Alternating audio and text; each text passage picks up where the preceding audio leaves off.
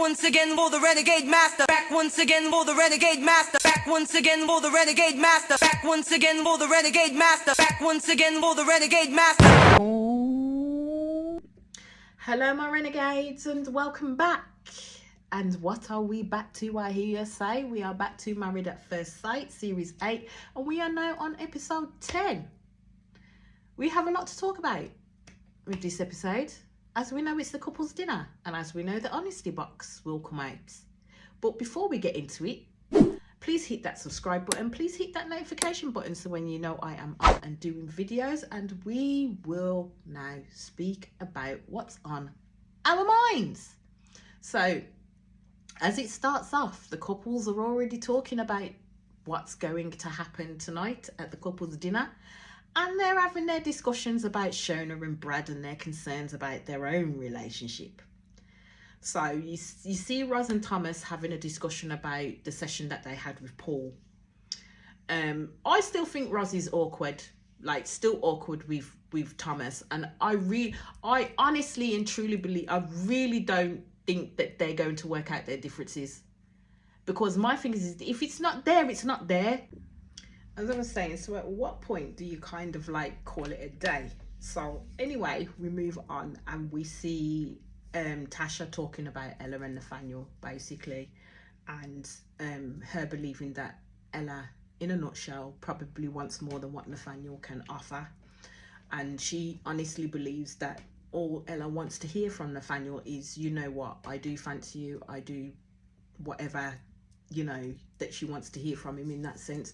But my thing is okay, she wants to hear that she's attracted to her husband. She wants to hear that her husband fancies her and all this, that and the other. But you've also got to take into consideration that the fact of it is you have been thrust into this situation together and you're literally both trying to navigate your way around it. You're literally both trying to find out who it is that you're married to and who you're actually living with at that point in time. And as I said, it takes 9 years, or sometimes you just don't even get to know the person that you're with in that sense.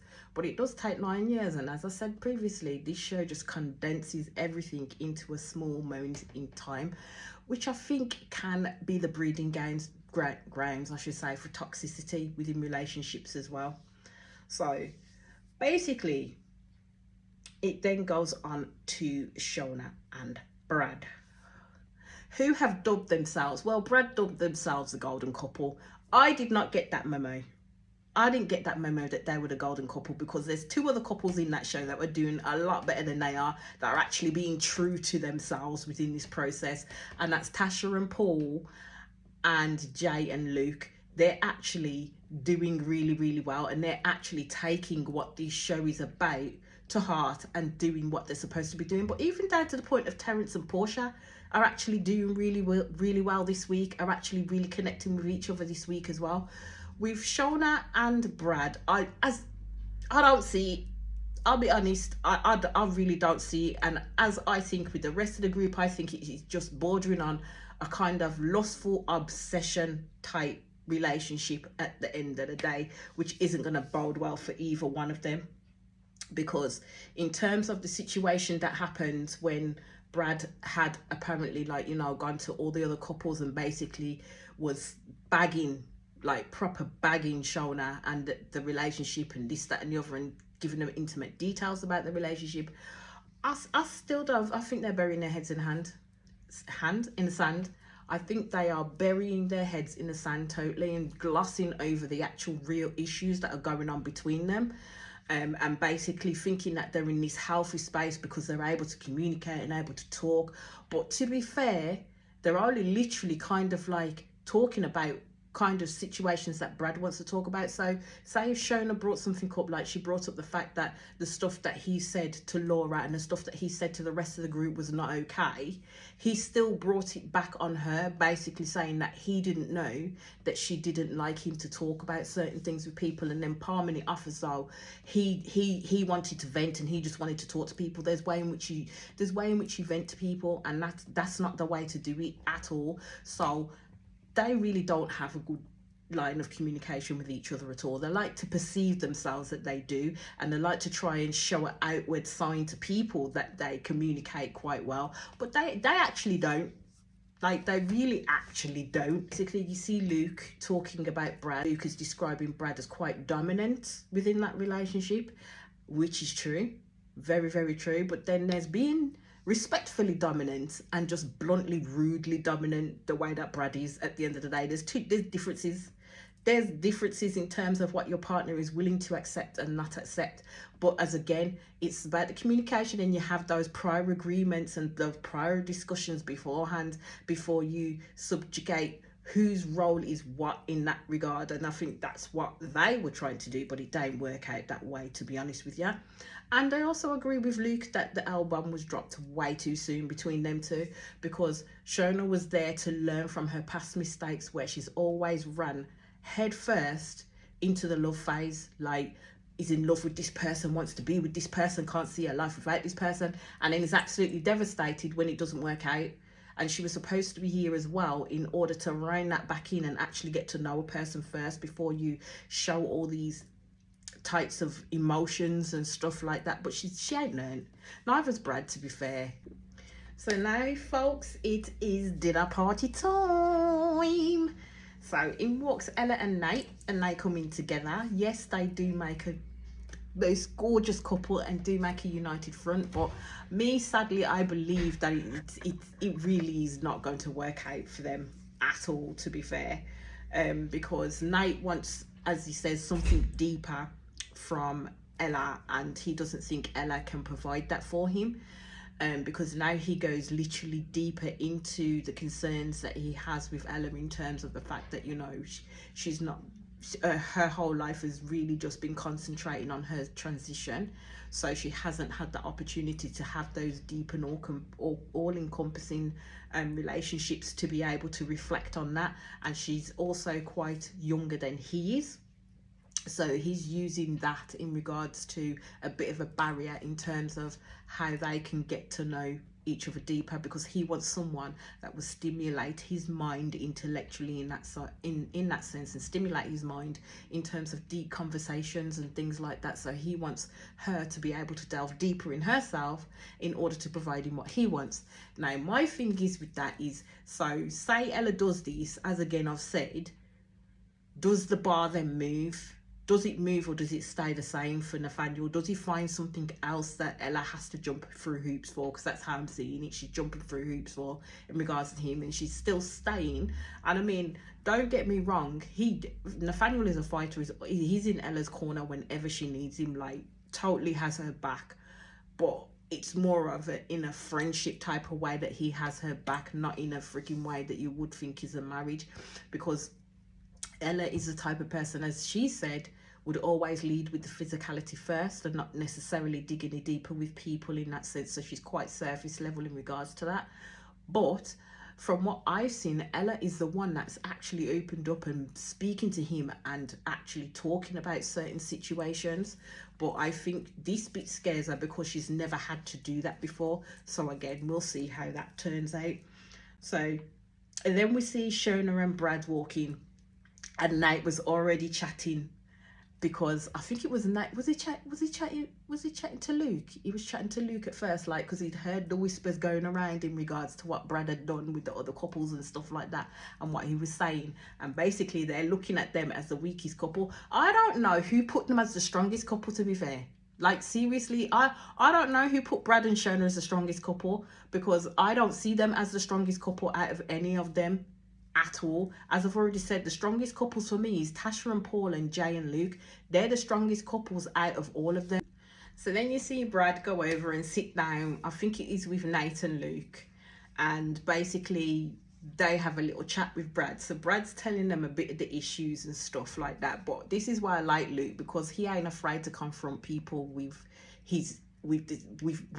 what he's heard and stuff like that, and how he sees it. So Luke basically told him straight out, but yeah, you was doing X, Y, and Z, right? You see on Brad's face that he didn't like to be called out at the end of the day, and he was trying to tell them, but you know me, I never beat around the bush and stuff like that. And I'm just like, so but you're not taking no responsibility for the shit that you caused. At the end of the day, people are looking at you and Shona completely different right now, and they're saying that your relationship ain't right.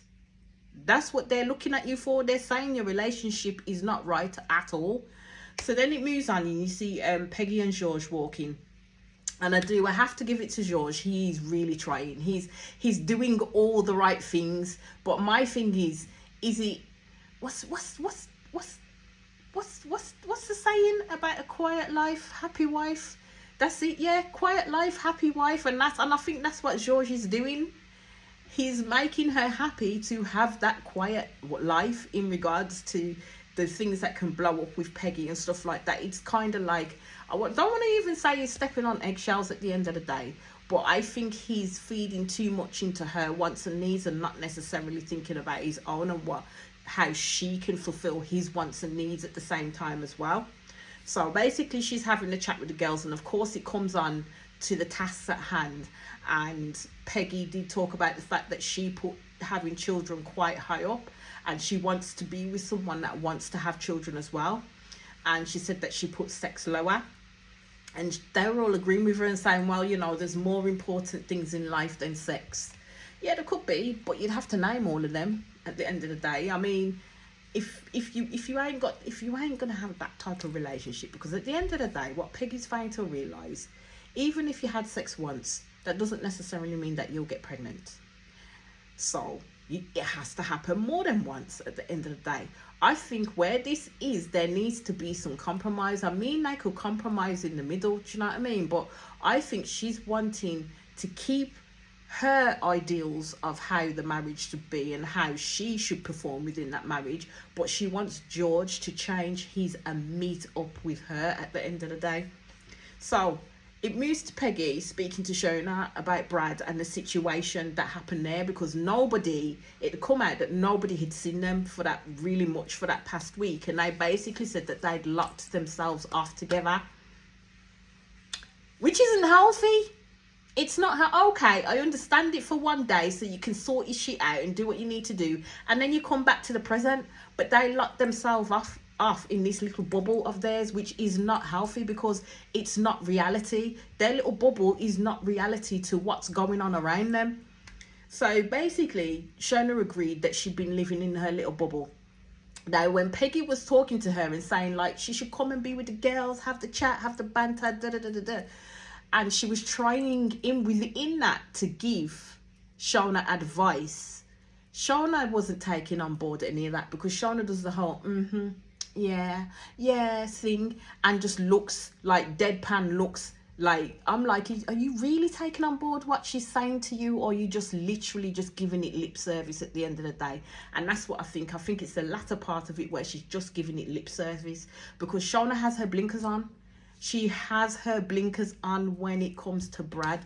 So then what the hell does Shona do within this part? She's saying yes to having girls' time, getting the girls together, having girls' night. This was the perfect opportunity for her to stay with the girls, chat with the girls, let Brad stay with the lads and do whatever the frick he's doing. No, she literally hot-footed from the girls right over to Brad to literally sit on this man's lap and start kissing him up and stuff like that, and kind of basically indicating what the girls had been saying in regards to the relationship. And he was just basically saying to her, well, why do you care, and all this, that and the other. He doesn't care about outside influences and this, that and the other. I'm going to prove Brad wrong on that. I will prove Brad wrong on that, and you will see why I prove Brad wrong on that, in the fact that he's saying that he doesn't care about what other people think in regards to their relationship. This is just about them two. But the issue is Shona does not see it that way. She really doesn't see it that way. But Brad continues. This is the start of where Brad starts to shut her down. She's trying to give an opinion, and then he will literally talk over her and make her change her opinion to align with his. Now, you're not always going to see eye to eye in a relationship. You're not always going to see eye to eye in a relationship. So I've already said Brad's got 3 red flags. That was red flag number 4. When he would not even allow Shona to have that space to say what she's got to say, until you're talking her to death to the point where she changes her opinion and aligns it with yours. That's red flag number 4. So then you see our lovely Tasha and Paul walk in. Oh, they're so lovely. And it's the fact that they actually are comfortable in being with each other and then working the room the way that they need to work the room. They don't always have to be in each other's pockets. Case in point, Shona has to go and seek her validation and her closeness from Brad when she's feeling that, I think when she's feeling that she's out on a limb and she doesn't know how to respond or listen to what's being said. She can't take on like advice or constructive criticism about her marriage and relationship to Brad because she sees it as perfect. In her little bubble, in her little perspective, her and Brad see their marriage as perfect, and it bloody isn't. As again, nobody's ever freaking perfect, but their marriage is not one of them. Then you see Shona talking to Luke with Brad and stuff like that, and he's basically saying that their relationship comes across as quite sexual, and Shona says, well, that's not correct at all, because that's not what they've put forward in that sense. Halt right there, because it was your man, it was Brad, that told everybody what the fuck you did in the bedroom. Yes, albeit you didn't give him permission, or you didn't want him to be doing that with people, because I certainly wouldn't want anybody to be doing that with me in that regard. But in terms of how people are thinking that their relationship is just based around the sexual aspect of it, it's when you see them together, it's like they keep sucking each other's faces off. She went as far as picking his boogers out and this, that and the other. To me, it doesn't speak of a cohesive and healthy relationship. It really doesn't. It speaks of that she is completely obsessed with this dude. I don't think it's love on her part. I really don't think it's love on Brad's part, to be honest with you. I think they're both obsessed with each other. Well, more so Shona with Brad. And I think Brad is trying to make Shona very dependent upon him. So then they enter, as the experts say, the realms of that codependency relationship. Told ya that relationship was not the one from the start, to be fair. For me, as things played out, especially at the first dinner party where they were all over each other, I was like, they're giving me the eek for 1, they're gonna get on my nerves for 2, and their relationship ain't healthy for 3. I honestly believe as well that Shona sees the cracks and sees what people are actually seeing when it comes to their relationship. That's why was so gung-ho about people not actually seeing the love that they do have with each other. So I think Shona, at a certain point and level, does see the issues within her relationship, but doesn't want to accept them. I think they're both making excuses in regards to how their relationship is going, because they're living in a continual bubble with each other and thinking that everything's coming up smelling of roses when it ain't. And I just... each one of them are just falling into each other's traps in terms of how they maneuver within relationships. So then you see Laura walking by herself, basically, because Arthur's not too well. And you see Roz and Thomas walking, but it's still very much awkward between them. Like, even though they were trying to show a united front this time around, it was hella awkward still. Basically, I think Thomas thinks that they think they're on the same track, when in actuality they are not. Roz is literally down here, and Thomas is up here at the end of the day, and they're not meeting, they're not meshing, because Roz don't like him like that. Like, seriously, Roz does not like him like that. How she's gonna try and make that work for the rest of the week, I do not know. Anyway, so then you see Terrence and Portia walking, and it's so different from the last dinner. Like, they were together, they were laughing, they were smiling, and Terrence was excited, and they were excited about the what's going to happen next with their relationship, because I think that session that they had with Mel did actually work for them. And then to top it off as well, when they were writing out their list of where they put each one in signs of importance, they literally were par for par. They were so alike. And I think that opened their eyes a little bit more. So Terrence is basically saying to the lads that he's glad he stayed. And I am glad Terrence stayed, to be fair, just to be able to work on things and see where it could go from there, because now they're a completely different couple from when they first started. So you see then Portia pulls Laura to the side and basically tells Laura what Luke said about her around the gold digger comment. My thing is like she was standoffish because, you know, she says that Luke doesn't really know like her real background. I still don't warm to her. I know her background. She spoke about her background, but I still don't warm to her at all. So across the night as well, she was giving Luke bare daggers and saying that if she has to put another man in his place, then she will do. Now, my thing is she goes at Luke. And I will say, because it's going to come up in my next episode in regards to the commitment ceremony, she got upset, and then she literally, everybody pinned it on Luke, and Shona spoke up, and Shona had no business speaking up in regards to that. And I'm like, well, hold on. How are you putting it all on Luke? Because at the end of the day, that's the bloody personality you gave out. That's the energy you gave out. That's the energy Laura gave out. Even down to the point when I was watching it first off the bat, first impressions do count for something. And my first impression of her was she was a snob and quite snooty with it too. And that's the impression that I got about Laura. I didn't get the impression about the gold digger thing at the end of the day, because I wouldn't go so far as that. But I did get the impression that she was a bit of a snob. And that's the same thing Luke is thinking as well. And don't forget that these couples do get to interact with each other away from the camera, so we don't get to see half the shit that they're showing us, to be honest with you. So then we're at the table and there's a lot of conversations going on. I'm watching Tasha and Paul's face because they're sitting up the table by Brad and Shona, and Tasha and Paul, I know from the looks on their faces, didn't want to be paired with them two, like having to have conversations with them two. They really didn't. Because they again see through their relationship and think it's quite false. So basically, Shona let out a lot when she was talking, and talked about Brad wearing the trousers. And Tasha was basically saying that, you know, she kind of does, but it wasn't said disrespectfully. And Paul accepted that at the end of the day. It's a both give and take with them two. So basically, it was Shona that says, well, you know, in our relationship, and I do like it that, you know, Brad wears the trousers because he's this and he's that, and he was basically saying that he likes dominance. And then he said something, but I didn't quite catch what he said. But I caught Tasha's response, because Tasha's response was, I would drop kick Paul if he said that to me. And I'm thinking, they don't look impressed.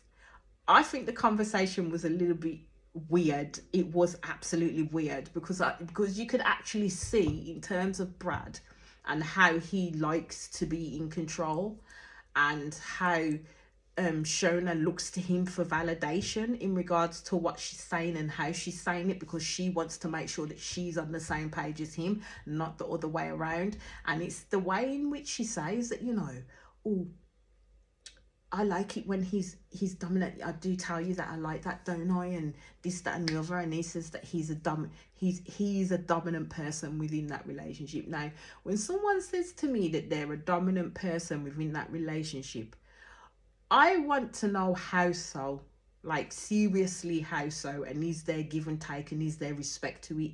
Because if you're just going in there with your macho man view, believing that you're going to run roughshod over this woman that you're with, and you're going to be the dominant one and you wear the trousers, then no. That's full of misogyny. No, definitely not, because there's no equal level playing field between the both of you. You're expecting your wife then to be the little woman and toe into line with yourself and align with what you think, feel and say. And when she doesn't, then there's hell to pay in that sense. And I think that's the type of dominance Brad is kind of thinking about, that he will certainly allow her a bit of time and space, but if he feels like it's too much, then he's going to snatch it away from her. Case in point is the fact that she doesn't really integrate with other couples. Neither one of them really integrate with other couples, and they keep themselves not oblivious, what's the word, they keep themselves away from the other couple in their own little bubble. That as again, that's kind of concerning behaviours. So then it moves down the table and we see Nate, Roz and Portia talking, and then you see Ella and Thomas looking a bit forlorn, like Ella looks so upset, and you see Nate talking about the love that he once had, and that's what he's trying to look for, and he wants to claim it back. So he was having these deep conversations with Portia and Roz and completely cutting out Ella from that conversation as well, which was unfair, because these are things that she's learning firsthand about this man, but he's not saying them to her. He's saying them to the other people around him. And it's also the fact that Portia then gets up and gives him that reassurance and that validation within the hug that she provides to him, and he accepts that from her. And again, if Ella was to try and do that, he more than likely wouldn't accept it from her. So my question is what is Ella supposed to do in that situation? Like, seriously, because she tried to engage in that conversation when someone asked her something, but I think it came off a little bit too lackluster for Nate, because he just wanted that deep conversation. And as it was, he said he wanted that all-consuming love, that ethereal love, the one that transcends all this, that and the other, because he's had it before and he wants that feeling back. And my thing is if you've had that love before and you want that feeling back, what happened to the person you was with who gave you that feeling? Because at the end of the day, you can't expect Ella to provide you with that feeling, because she's a different person altogether. She's her own individual person, and you should be trying to get to know her, in which to try and build the building blocks to get to the point that you want to get to. But you're not doing that. You're overlooking her and getting what you need from the other couples at the table. So that's unfair. So then we see, I think it's probably a girl's intervention, and they're talking to Shona, and basically she's talking to Shona about the stuff that Brad had said in that situation there. And literally, I think they're trying to give this girl advice, but as I said, she's not going to take it on board at all. So she was asking as well, was everybody talking about us? Girl, you know everyone was talking about you. After that happened, you know everybody and their father was talking about you at the end of the day. So basically, Shona then admitted to the fact that she's obsessed with him. And this is what I said.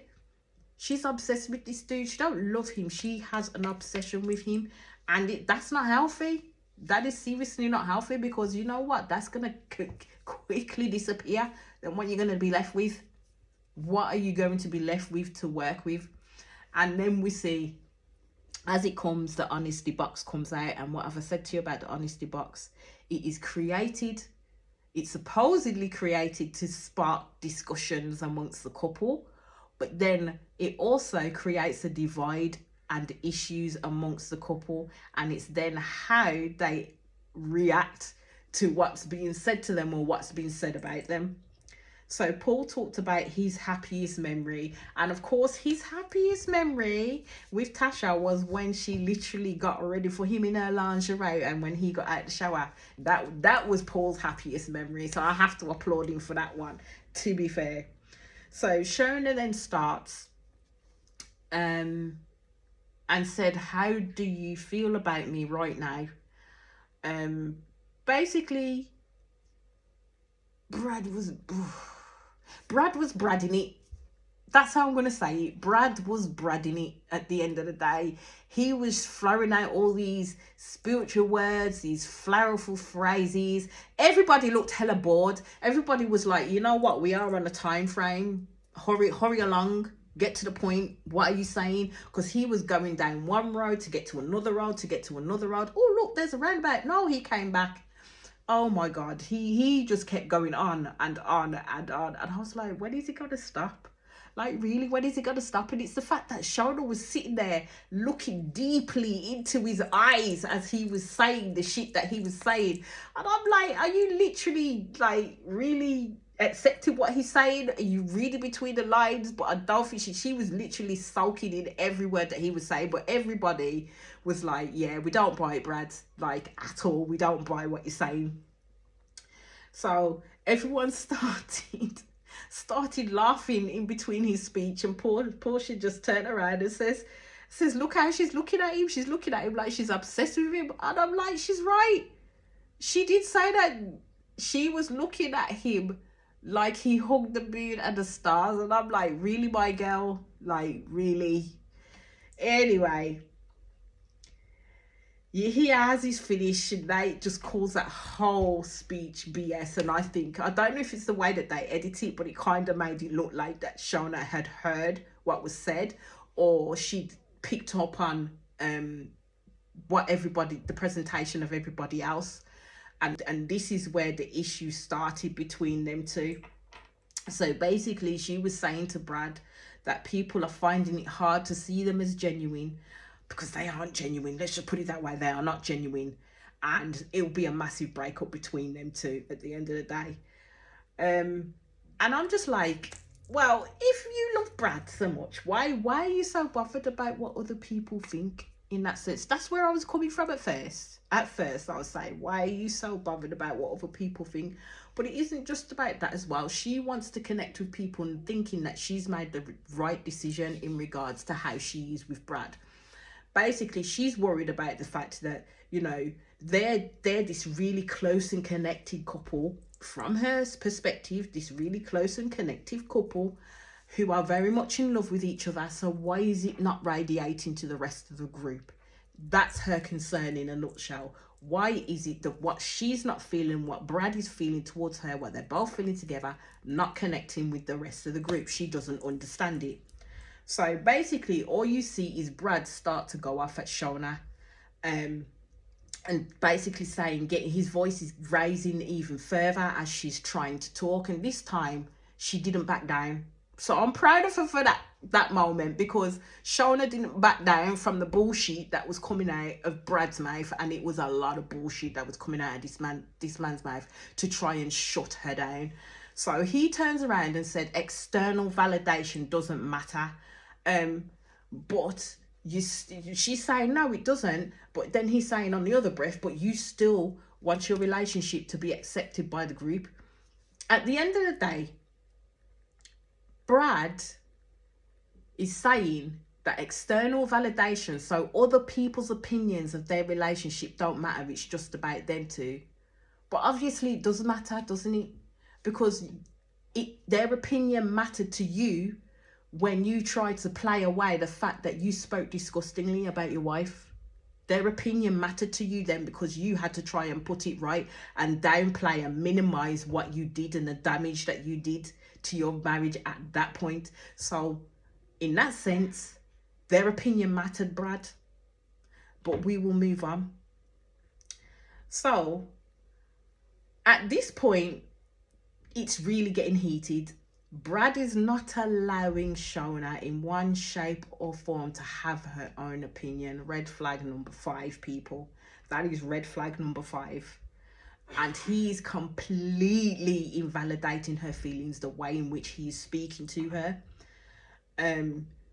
So basically, during that, Brad got up on his soapbox, and I kind of think he made matters worse. It didn't alleviate any of the issues for Shona, him doing that. It just showed him for the prick that he was. I'm going to say it just showed him for the dickhead that he was at the end of the day. Because you getting up on your soapbox to tell everybody else how we don't care about your opinion because me and Shona this and da-da-da-da-da. Nah, man. No, it didn't land right. It didn't land right in the slightest. So then it moves down the table to Portia and Terence. And the question for them was, how optimistic about our future are you? And Terence did say if it was at the beginning of the week, he would have gathered a different answer to what he's giving right now, which he was honest. And basically, he put it as they compromised well. They started off as friends. Then they went to enemies. And then he was going to say, and now we're friends again. And she was like, no. Portia was like, no, we're more than friends. And I was like, okay, I see you. I'm liking this. Okay, we'll see how far it goes. But so far, so good. Okay. So then it moves on to Laura, because Laura is by herself. And basically her question was, does Arthur live up to your expectations? Herd's words were she recognises Arthur has a good heart, and then went off on a tangent onto something else. And my thing is you didn't answer the question, my love. The question was, does Arthur live up to your expectations? You did not answer that question in any way, shape or form. I really don't think she can answer the question, because I really don't think she likes Arthur. I think she's playing at a marriage with him so she doesn't come off looking bad. But I really don't think she really rates Arthur, and I don't think she sees a future marriage with Arthur. Luke still says that he thinks that she's stuck up. And I would have to say that was my first impression of Laura, and to be honest, I don't think that has really changed for me. She hasn't changed it for me at the moment. Then we move to Peggy and George, and Peggy asks George, are you comfortable with the pace of the physical side of the relationship?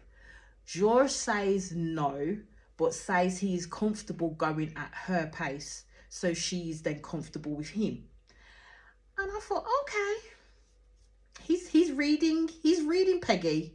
He knows exactly what he needs to say and when he needs to say it and how he needs to say it. That's why I'm saying, when these couples are talking, Brad and Shona should take a leaf out of their book at the end of the day. Like, really take a leaf out of their book. So then we move on to Roz and Thomas. And I think it was Roz that says, what do you need from me to improve our marriage? And Thomas says, basically, that he sees Roz as charming and lovely to everybody else, which is what he's witnessed at the table and at different times, time and time again. She's literally lovely with everybody else, but he wants some of that directed back at him. So this is where I got it mixed up. This is the bit where she turned around and says that's more about his insecurities than it is about Roz. And I was like, yeah, nah, Roz, that ain't gonna fly. If he's actually seen something and he's expressing something, then answer the question for him in that sense. He's not seeing you show that towards him. Yes, he can overthink things, and yes, he can go in on himself, but do I think Roz overlooks Thomas at times? Yes, I do. Yes, I think she does. And I think she's overlooking the fact that he could be quite a good fit with her if she actually opened up that little bit more. But as I said, if the chemistry is not there, if the attraction is not there, then it isn't going to be there. It can't be forced upon.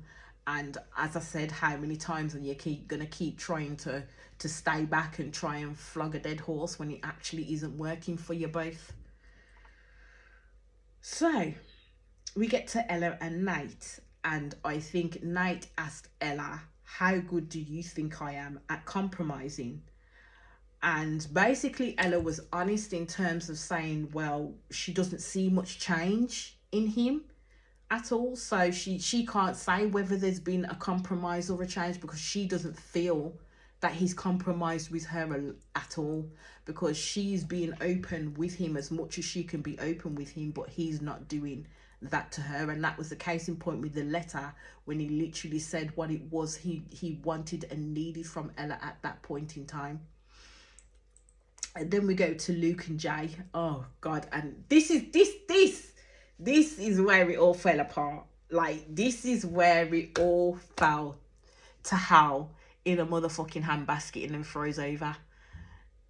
They had to rate each of the couples around the table in order. There was someone there that I think they got wrong. Like, seriously, there's someone there I think that they did get wrong.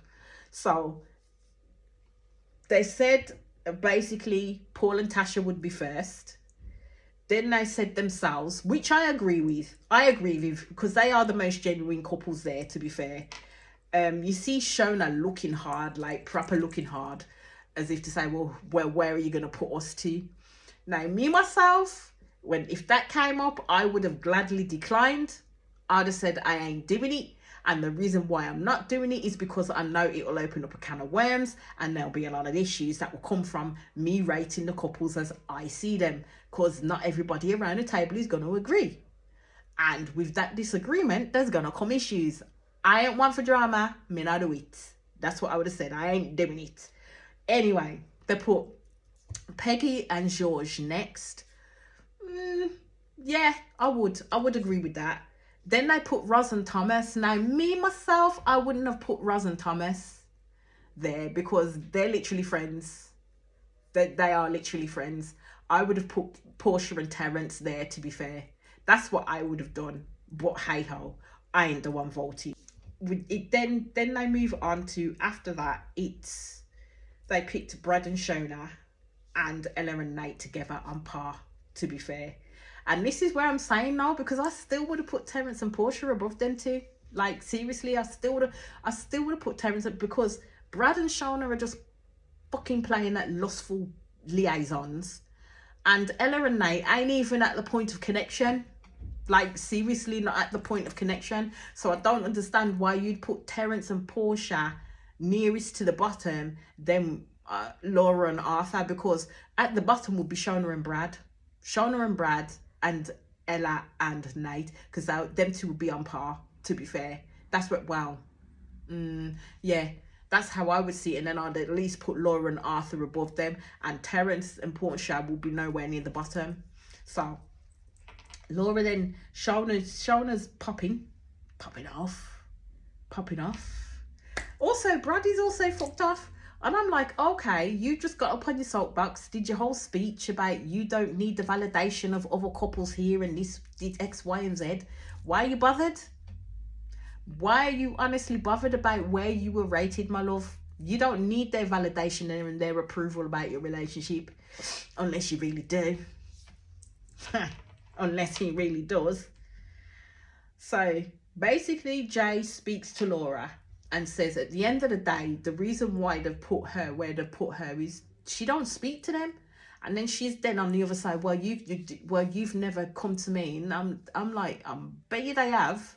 And you've just literally ignored them. They get that vibe from you that you really don't like them and you really don't want to speak to them. So what are they meant to do in that sense? So Laura then picks up Luke in regards to the gold digger comment. And Luke was honest in his opinion. He didn't shy away from the fact that he said it or didn't say it. He point blank said that he did say it. And the reason why he said it is because, you know, you're saying that you want a Chelsea boy and all it brings. And everybody knows the connotation of what a Chelsea boy is. To be fair, everybody knows this. And the lifestyle that they live with quite lavishly. And that's what she's wanting. So basically, Laura was saying if she was a gold digger, then she's got it in reverse, because she has never once needed a man to pay for anything. And then she told him about her past and the fact that she paid for her own wedding, she paid for the home that her and her husband lived in, and she did X, Y, and Z. So basically, for him to bring up the term gold digger is a lazy excuse in which to try and insult someone, is what she's saying, and it was an insult to her. I am not saying that this girl is a gold digger, and no, I'm not quoting Jamie Foxx or Kanye West on that. I'm just saying, I'm not saying that she's a gold digger at all. All I'm saying is that the impression that she gave is that she can come off quite a bit snobbish. And that's the impression that she gave. That's the vibe that she gave out. I'll keep saying it. That's the energy she gave. And that's the energy that Luke took into his estimations of her. Wrong or rightly. So it then comes back up to the table and you see Brad and Shona. Well, Shona's trying to talk and Brad is literally trying to close her down every which way. And I'm like, basically, he's there saying that she's not emotionally mature because she wanted this validation from other people and she was getting so hangry and het up in regards to what had happened and people not seeing them for who they are. And it's got nothing to do with emotional maturity at all. Nothing to do with emotional maturity, because what you did next was not emotionally mature, Brad, in the slightest, because you turned around and told this girl to shut up and then started pulling faces. How is that emotionally mature? How is that mature in any way, shape or form? I swear down, if you'd have told me to shut up, I would have said, who the fuck do you think you're talking to? Like, seriously. And this is why I'm saying certain people know who they can do these things for. As the saying goes, dupping know who is frightened. And I'm telling you, nah, man, you couldn't get away with that shit with me. And as I'm going to say, that was red flag number 6 with Brad. Like, red flag number 6 with Brad. because his behavior was disgusting. Absolutely disgusting. And that, when he told her to shut up, completely shut Shona down. Like, completely shut Shona down. And I thought, yeah, nah, you're not worth it, mate. Like, seriously not worth it. So, with that is where I'm going to end the episode. And then I'll be back, because now we have confessions on the couch time. That's what I'm calling there.